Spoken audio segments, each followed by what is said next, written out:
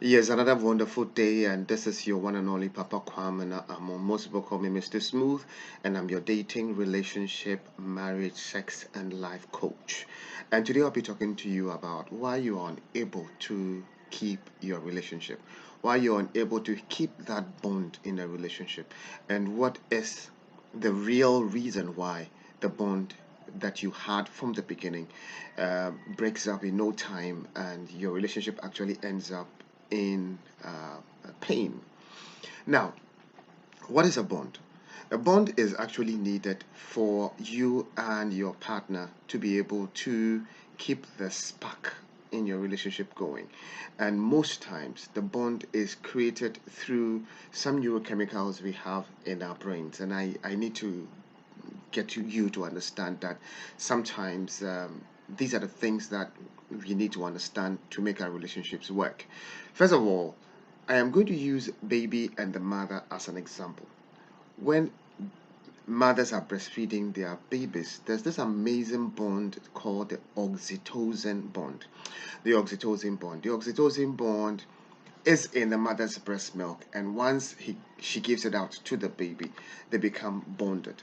And that contributes to the reason why it becomes very difficult to separate mother and baby when baby is breastfeeding.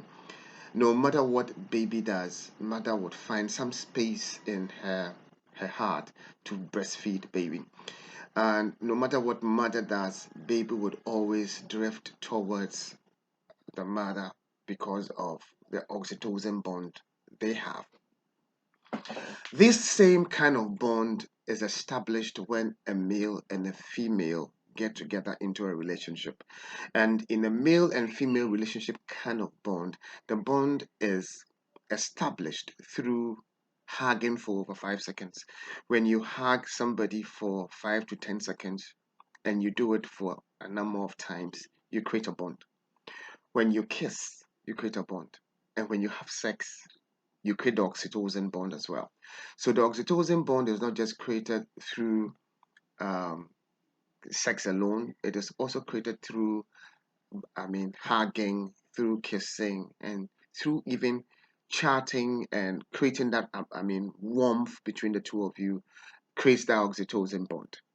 So here, getting back to the baby and mama story, when baby or when mother is weaning baby off the breast milk or breastfeeding, that is the most difficult period of the baby. The baby is unable to express him or herself, but the baby is going through a broken heart because at that point, mother is deliberately breaking the oxytocin bond between mother and baby, expecting that baby would be okay and start eating solid food and grow up to become someone else. But the fact is, baby is unable to express the heartbreak that he or she is going through. And it is the same thing that happens with adults. When you get into an oxytocin bond with a male or with a female, and one party is pulling away, you go through that hurt. You go through that broken heart. You become broken-hearted, and that is expressed with words, expressed with emotions, expressed with actions. With that of the baby will just cry, become moody, refuse to eat anything. And it is similar to what adults also go through. But adults are able to talk, adults are able to express themselves a bit more, so you can actually see or identify what is going on. So like I'm saying, there's no need to create an oxytocin bond when you are not really ready for a permanent relationship. So I keep saying that you don't create or you don't make permanent decisions based on temporal feelings. And love is not a feeling, love is an act, it is something that you do. So you need to be extremely careful when you start a relationship so you don't bond so quickly, and when the relationship doesn't go well, you then need to break the bond. Now this bonding thing I'm talking about can be seen in many parts of our world, and many people experience this as well. Now, when a young person falls in love, there are some neurochemicals in the brain that starts taking place and becomes hyped in the person's mind. The first one is dopamine. Dopamine is actually the happy hormone, and it is that hormone that once you have a lot of it in you, you become so excited, you become so happy, and then you tend to do things without thinking of the risk involved. And a typical example is when you are riding a motorcycle and you are overtaking 5, 10, 15 cars, you see yourself like a superman. Dopamine won't tell you what you're doing is risky. You can fall and break your leg, or you can fall and lose your life. Dopamine will tell you that you are a good rider, your bike is so fast, it's so good, and it's going to encourage you. And when you fall, dopamine just steps aside, and your stress hormones, cortisol, then takes over. So you should know that once you fall in love, all the things that you want to do for your lover, all the things that sacrifices that you want to give, and all that is simply just dopamine in action. Then the other hormone, that neurochemical in the brain that you need to look at properly, is what I spoke about, the oxytocin. And actually, when you have sex and you get an orgasm, your oxytocin levels go up. The same way when you kiss, your oxytocin levels go up. When you continue to hug for a while, continue to become talking so closely together, you start creating the oxytocin bond. And you sometimes you can see that you even get hurt when someone you've not actually had sex with, but probably hugged a number of times and had some good conversations with, the person decides to leave you, and then you get a broken heart. It's just because that bond has been created. And once that bond is created, it takes some effort to be able to separate yourself or free yourself from it. But as I was going, I've talked about dopamine, I've talked about oxytocin. The other one that you need to understand is there's another one called serotonin, which gives you that calm, that peacefulness, that makes you settle down, especially when the person that you have that affection for is around. And you have cortisol, which is your stress hormones. Now let me just relate these four neurochemicals you have in our brain. And I can tell you for a fact that most people who fall in love and say they are in love is actually related or closely related to temperamental disorder. Because here, when your lover tells you I'll be with you at 5, and your lover is not around, you see how your stress goes up. And then you keep wondering, is he coming? Is he with someone else? Is someone else stopping him? You call him, your line is not going through, or his line is busy. Is he talking to another woman? All those things um, raises your stress. And sometimes, if you're not careful, your lover comes around and then you speak or talk anyhow, and you kill the relationship that you were so desirous to have. But when the person comes around and tells you, oh, it was because of traffic, it was because of that, serotonin sets in, and then you start calming down and all that. So when you look at the brain waves of a human who has temperamental disorder and you compare with that of somebody who's just falling in love, the brain waves are virtually the same. So most people who say they are in love are actually experiencing just a bit of temperamental disorder. We need to understand that love is not a feeling, love is an act, love is something that you do, and love is not something that you feel, because if it is a feeling, then when the feeling is gone, then the love is gone. Sometimes it's a little hard to say that too, but that is the fact. If love were a feeling, then when the feeling is gone, then love is also gone. The reason why you are unable to keep that relationship you were in. Now, you need to look at it from this angle. You went out with Kojo, you went out with Kwame, you went out with Akol, you went out with Kobe, you went out with 5, 6 different men, and they all didn't work the way you wanted. Then the usual thing that most women are going to do is they are going to say that all men are the same. The fact here is you have not dated all men. And the fact here too is after dating 5 or 6 men that didn't work, you were the common denominator.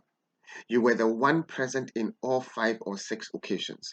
So there should be something that you are not doing right, or there should be something that you did wrong, or something that you are not seeing well that is leading to all the breakups in your relationships. So it is not it is the most important thing is for you to focus on what you are doing that is leading to those numerous upsets in your relationships. Now, the fact here is once you dated 4, 5 men and didn't work well, like I said, you are the common denominator and you should look at yourself. You should assess yourself. You should check yourself and get to find out what exactly you were doing, or what exactly it is that you have done, or what exact character you put up that leads to this sort of stuff. You don't need to look at the men, but you need to look at yourself. If you were a man and then you've had several women and you've had these sort of experiences, you were the common denominator, so you should look at yourself and not the other women, and not blame women for like stereotyping women and saying all women are from the same mothers and all that. So basically, it is you. You need to check yourself. The painful part, which is the real fact and the real reason why I'm doing this video, is that once you have a number of breakups, you decrease your bonding capacity. You reduce your ability to bond. Now I'm going to use sellotape and paper as an example. Now when you pick sellotape and you are fixed on paper, assuming the sellotape and the paper is a relationship or have a relationship, when you peel the sellotape off, whether deliberately or painfully, whether you had a painful relationship or you deliberately wanted to break up the relationship and you did, you have a bit of the paper on the sellotape. And the next time you affix the sellotape on another paper, it will not attach itself like it used to on the first one. And then on the second one too, the relationship doesn't work. Either you decided to leave or the other party left. You will painfully take off the sellotape and you still have the same sellotape because the same sellotape is you. And then you fix the sellotape on a third paper. And it's not going to fix like the second, it's not going to attach itself like the first. So you are going to end up weakening your bonding ability as you continue to move from one partner to the other. That is the reality here. So if you continue to be in a relationship breakup for whatever reason, I am not talking about what the reasons were, but I'm only saying that the more relationships you have, you start and end, the more you weaken your ability to be able to bond in your current relationship. You'll be carrying a little bit of every other relationship you've had into this current relationship that you are in. So if your relationship is not working now, it's simply because you are unable to bond. You're unable to detach yourself from the previous experiences, from the previous relationships, from the previous kissing, from the previous hanging, from the previous hugging, from the previous sex lives you've had with other people. And once you get into this current relationship, and this current relationship is what is eventually going to end up becoming marriage. I'm sorry, but if that becomes marriage, you are unable to bond. And if you're unable to bond, it simply means you're unable to give your 100%. You're unable to give your all. You're unable to do all it takes to keep the relationship. Marriage becomes just an event. And the ceremony becomes an event, but marriage is a whole process. And in the process of marriage, you need to become committed. You need this bonding. You need to be able to communicate well. You need to be able to trust. You need to be able to relate well and leave all the baggage you had in your previous lives. And the reason why most marriages are failing, the reason why most relationships are not migrating into meaningful marriages is simply because of multiple breakups, multiple relationships you have had in the past, multiple experiences you have had in the past. which you are bringing currently into your new relationship.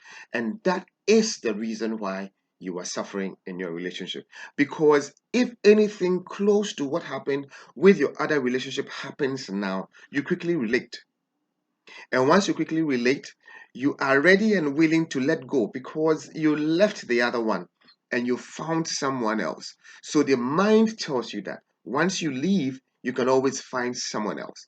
And it is in that leaving and finding someone else and not ready and willing to commit, not ready and willing to do all it takes to keep the relationship that makes your breakup consistent and regular, if I should use both words. Because, yes, you left one and had another. You left one and had another. And then you would say that so long as you're giving me troubles, so long as I'm not getting what I'm expecting from you, so long as things are not going the way we want or the way I want, I'm leaving, I'm looking for another. And you continue to search. So I would want you to understand that your relationship today that is not working is simply because of you carrying your past baggage, past broken relationships, past pain, past joy. Both of them come into your current state. And if you're unable to let go of all that and focus on your relationship today and look at how best you can give your all in maintaining your current relationship. If you think there's a better partner out there, you are wrong. There's no perfect person, and there can be no perfect person. Everybody that comes your way comes with his or her own issues, and you need to learn to understand, to accept, and to live along with the person. You can change anyone. What you can do is adapt to live with the person. So I am saying again that you are unable to maintain your relationship simply because of several broken bonds. And once you break your bond for many times, you are able to become stable in your relationship. And if you are not stable in your relationship, there's no way you can keep your relationship.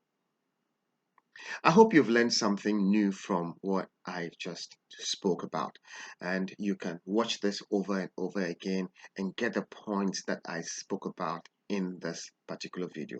You can share the video with your friends and with your families and with your partner to be so that both of you get to understand that no matter the past that you have had, so long as you build commitment, so long as you build trust, you build good communication skills, and you don't speak at each other, but you speak to each other, you will be able to keep your relationship no matter how bad things may be.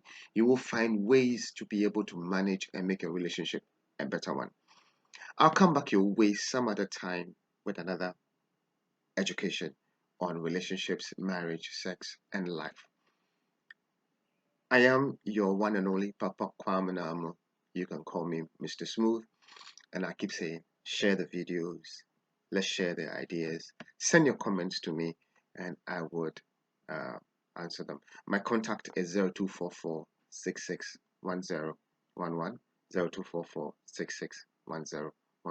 You can call me and we can have a chat. Have a lovely day. God bless you.